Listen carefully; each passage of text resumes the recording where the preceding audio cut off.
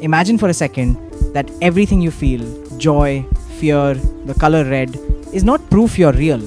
What if those inner lights are just shadows produced by something you don't understand? By the end of this video, you'll either feel less certain about reality or strangely more alive. Let's go. In 10 minutes, I'll take you through the hard problem of consciousness, the leading scientific theories that try to explain it, and the two terrifying options they lead to. Either your experience is physically explainable or it isn't. And if it isn't, that opens up some wildly disturbing possibilities, including the idea you might be a sophisticated simulation. I'll explain the evidence, the mathy ideas that matter, and what it all means for you. Neuroscience can map what parts of the brain light up when you see a face, feel pain, or plan dinner. That's the easy stuff. The hard problem asks, why does any of that feel like anything at all? Why is there something it's like to be you, not just behavior and data, but inner experience? That question is not a minor gap. It's the mountain at the center of the debate about whether experience is reducible to physical stuff. Scientists and philosophers offer different answers. Two heavyweight contenders are Integrated Information Theory, or IIT, and Global Workspace Theory. IIT says consciousness is precisely integrated information. It gives a number, called phi, that measures how much a system's parts are irreducibly connected, and claims that when phi is high, subjective experience exists. Global Workspace Theory says consciousness is what happens when information becomes globally available inside a brain, like a spotlight on a stage that broadcasts to the whole theater.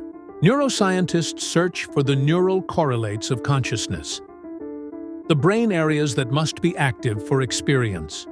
Recent work points to a posterior hot zone, sensory cortical regions, rather than frontal parts involved in making reports. In plain terms, experience looks more tied to specific perceptual brain areas than to the brain's executive announcers. Here's the weird middle ground. Panpsychism. Its basic pitch is simple and brutal. Maybe consciousness is a fundamental property of matter. Not every atom has a mind like yours, but mentality could be baked into the fabric of the universe. If true, the hard problem becomes less a mystery and more about organization. Certain arrangements of matter produce the rich experience you call you. Philosophers use a thought experiment called philosophical zombies, beings that act exactly like us, but lack inner experience. If zombies are conceivable, some argue, then physical facts don't logically imply experience. That's a slippery slope. It suggests consciousness might be an extra ingredient that physical explanations miss, and that opens the door to non-physical realities. Now the idea that gets headlines, the simulation hypothesis.